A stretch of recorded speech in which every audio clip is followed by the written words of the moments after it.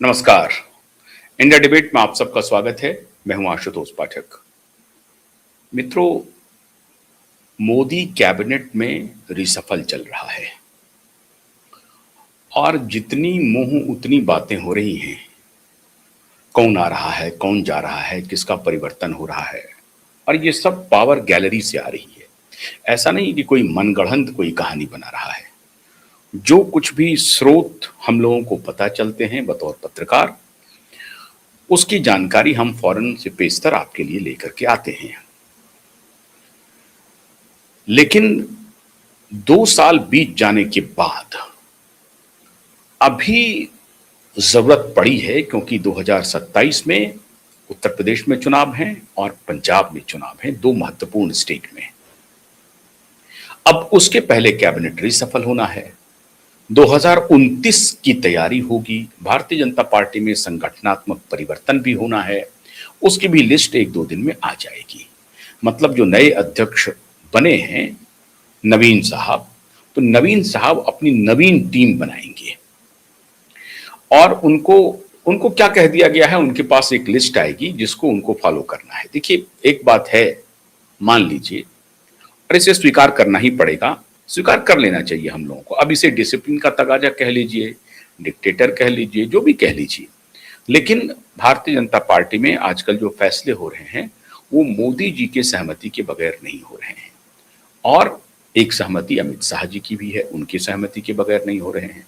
हाँ, ये बात जरूर है कि अमित शाह जी सहमति बनाने के लिए, जो सेकंड टायर है, सहमति बनाने के लिए अमित शाह जी को एक जिम्मेदारी है कि अगर कहीं कोई उहापोह की स्थिति है, कोई नाराजगी की स्थिति है, गुस्से का तो कोई सवाल उठता नहीं है मोदी और अमित शाह के रहते हुए। तो अगर नाराजगी है, कोई दुखी हो जाता है, तो उसको मनाने का काम और उनको सांत्वना देने का काम, या उनको ये कहने का काम कि अभी नहीं तो फिर दूसरी बार आपको मौका मिल जाएगा, इस सब तरह की मनाने, रिझाने, इस सब का काम अमित शाह जी के जिम्मे है। अमित शाह जी पॉलिसी मेकर्स हो चुके हैं। अमित शाह जी एक प्रकार से सरकार के सारे कॉल ले रहे हैं। मोदी जी विदेश भ्रमण भी करते हैं, मोदी जी को और भी सारा काम है, लेकिन अमित शाह जी लगातार पॉलिसी मेकिंग का काम कर रहे हैं। एक और इंपॉर्टेंट बात जरा ध्यान से सुनिए। अमित शाह पिछले 2006 के बाद अब तक एक बार भी विदेश का दौरा उन्होंने नहीं किया है, और गृह मंत्री रहते हुए भी। तो लोग पूछते हैं कि क्या बात है, जो second most important person in the government है, होम मिनिस्टर होते हुए आज तक उन्होंने विदेश का दौरा नहीं किया। अब आप कह रहे होंगे कि मैं यकायक ये अमित शाह के विदेश दौरे की चर्चा क्यों कर रहा हूं। मोदी जी खूब यात्रा कर रहे हैं, आते हैं चले जाते हैं, आते हैं चले जाते हैं। ठीक है, वो देश के लिए यात्रा कर रहे हैं, मैं ये नहीं कह रहा हूं कि घूमने के लिए जा रहे हैं, वो देश के लिए जा रहे हैं। लेकिन अमित शाह ने कोई यात्रा नहीं की, और उनसे जब लोग पूछते हैं तो वो कहते हैं कि नहीं, हमारी प्राथमिकता देश के अंदर देश को सुदृढ़ करना है। और कई राज्यों के मुख्यमंत्रियों में अगर आप योगी की तुलना करें तो योगी ने कहां कहां की यात्रा की। योगी की जो यात्रा हुई किन किन देशों की हुई, सिंगापुर गए योगी, जापान गए योगी, रसिया गए योगी, स्विट्जरलैंड योगी नहीं गए। तो इस हिसाब से यूरोप की भी यात्रा योगी ने नहीं की, और इंग्लैंड भी नहीं गए, अमेरिका भी नहीं गए। उत्तर प्रदेश के, देश के सबसे बड़े सूबे के मुख्यमंत्री नहीं गए। रसिया लेकिन गए, सिंगापुर गए, जापान गए। अब आप कह रहे होंगे कि भाई मैं योगी की चर्चा शुरू कर दिया, अमित शाह जी की चर्चा शुरू कर दिया, इसका तात्पर्य क्या है। मित्रों, ये जो कैबिनेट रिसफल हो रहा है ना, इसमें हमने कल आपको बताया था कि किस किस कैबिनेट में बदलाव होने की संभावना है।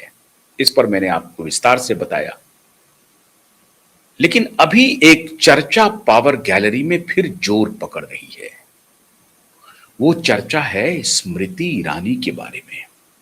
बड़ा दिलचस्प कैरेक्टर है स्मृति ईरानी, और बड़ा अजीब रिश्ता है सत्ता के साथ उनका। फिर चर्चा शुरू हुई है तो क्यों शुरू हुई है?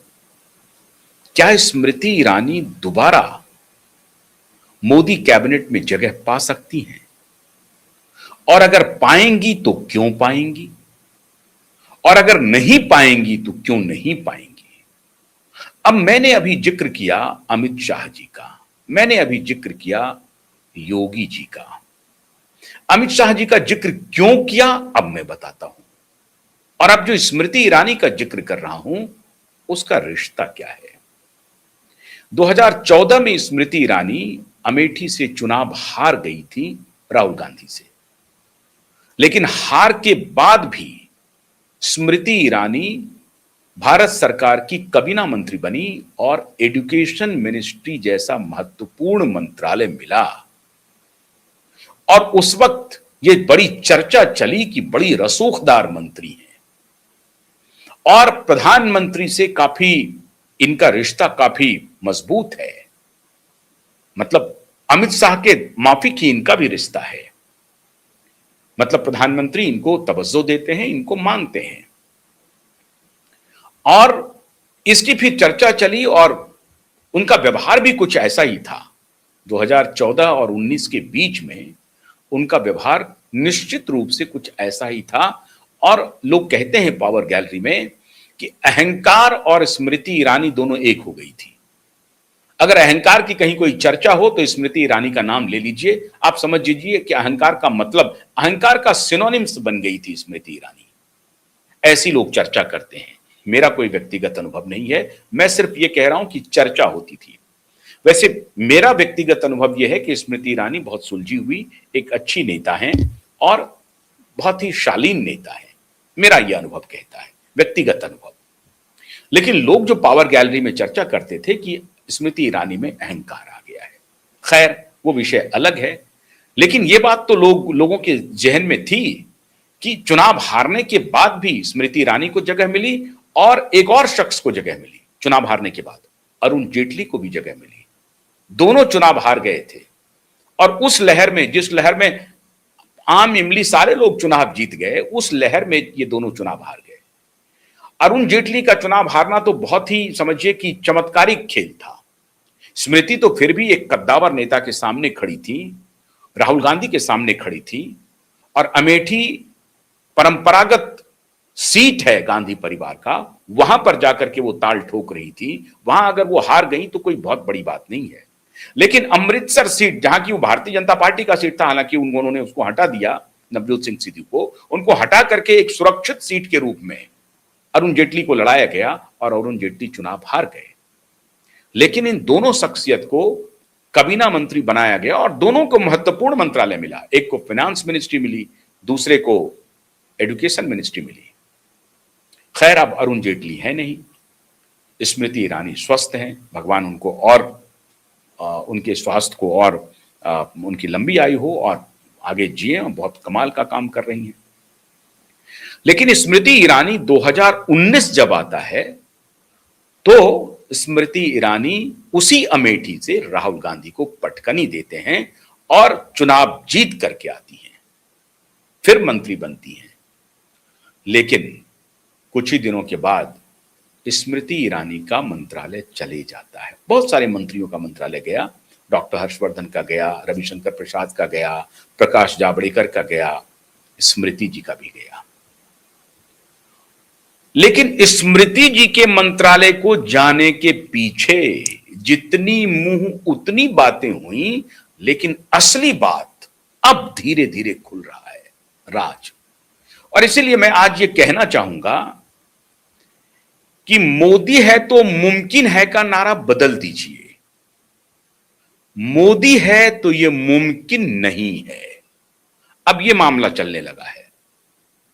अगर मोदी है तो यह मुमकिन नहीं है और अमित शाह है तो और भी मुमकिन नहीं है। अब आपको मैं जो आज इशारा कर रहा हूं, मैं जो आज बता रहा हूं, इस देश में कोई पत्रकार नहीं बताएगा।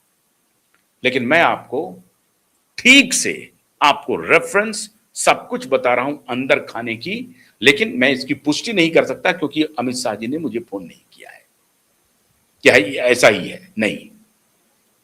लेकिन ये जो चर्चा है पावर गैलरी में जिसे और कोई नहीं बताएंगे, मैं बता रहा हूं।